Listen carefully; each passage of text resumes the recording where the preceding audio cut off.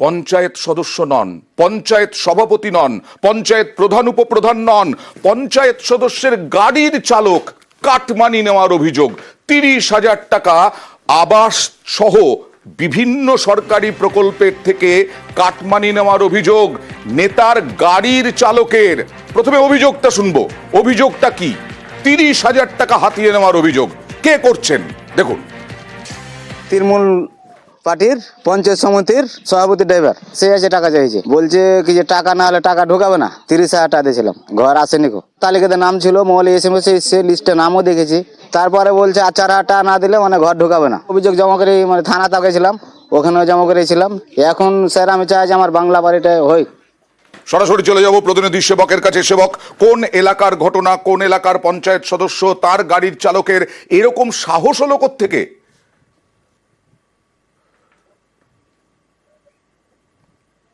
একদমই দেখো, অত্যন্ত গুরুতর অভিযোগ। যে অভিযোগ উঠেছে মালদহের চাচল 2 পঞ্চায়েত সমিতির সভাপতির গাড়ির চালকের বিরুদ্ধে। তিনি একই সঙ্গে ওই গাড়ির মালিক, আবার তিনি পেশায় ঠিকাদার। আচ্ছা, তার বিরুদ্ধে অভিযোগ, পঞ্চায়েত সমিতির সভাপতির গাড়ি চালানোর সুযোগ নিয়ে তিনি বিভিন্ন জায়গায় যাচ্ছেন, লোকের কাছে কাটমানি আদায় করছেন, এমনই অভিযোগ করিয়েছে পুলিশ পর্যন্ত।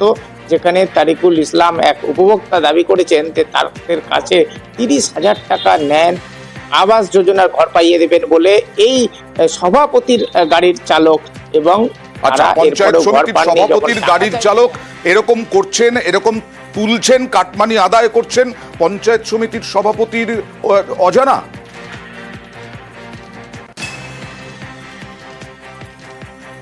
একদমই দেখো, প্রশ্ন স্বাভাবিকভাবে উঠছে, কারণ এমনও অভিযোগ উঠছে যে পঞ্চায়েত অফিস টাইমের পরে পঞ্চায়েত সমিতির বোর্ড সভাপতির বোর্ড লাগানো গাড়ি, যে গাড়ি নিজেই চালান এই এমডুল কয়েস, সেই গাড়ি নিয়ে ঘুরে বেড়াচ্ছেন। এবং এই সরকারি বোর্ড থাকায় অনেকেই বিশ্বাস করছেন যে তাকে টাকা দিলে হয়তো সরকারি পরিষেবা পেলেও পাওয়া যেতে পারে। আর এতেই আবাস যোজনার বাড়ি থেকে শুরু করে বিধবা ভাতা, বার্ধক্য ভাতা, প্রতিবন্ধী ভাতা কিছুই নাকি বাদ দিচ্ছেন না তিনি। রীতিমতো রেট চার্ট করে কোন সুবিধে পাওয়ার জন্য কি টাকা দিতে হবে টাকা তুলছেন। যদিও অভিযুক্তর সঙ্গে আমরা যোগাযোগ করেছিলাম, অভিযুক্ত বলছেন এসব মন করা অভিযোগ, উদ্দেশ্য প্রণোদিতভাবে অভিযোগ। ওকে, আমরা দেখি অভিযুক্ত কি বলছেন। তাকে ফাঁসানো হয়েছে এরকমটাই দাবি ওই গাড়ির চালকের। সমস্ত কিছু ষড়যন্ত্র। আমি তো একটা ঠিকাদার, ঠিক আছে।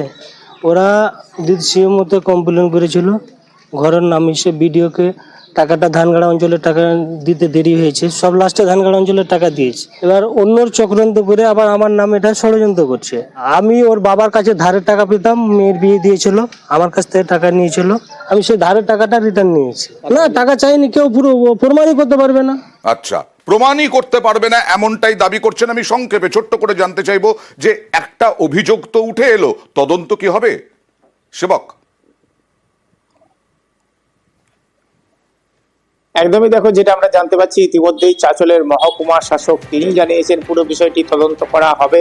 এর পাশাপাশি চাঁচল থানা যেহেতু লিখিত অভিযোগ পেয়েছে, সেই লিখিত অভিযোগের কপিও রিসিভ করে দেওয়া হয়েছে অভিযোগকারীকে, এবং তারাও জানিয়েছে যে পুলিশি তদন্ত হবে। যে অভিযোগ উঠছে তা গুরুতর, যদি অভিযোগ প্রমাণিত হয় সেক্ষেত্রে আইনানুগ পদক্ষেপ নেওয়া হবে। ওকে।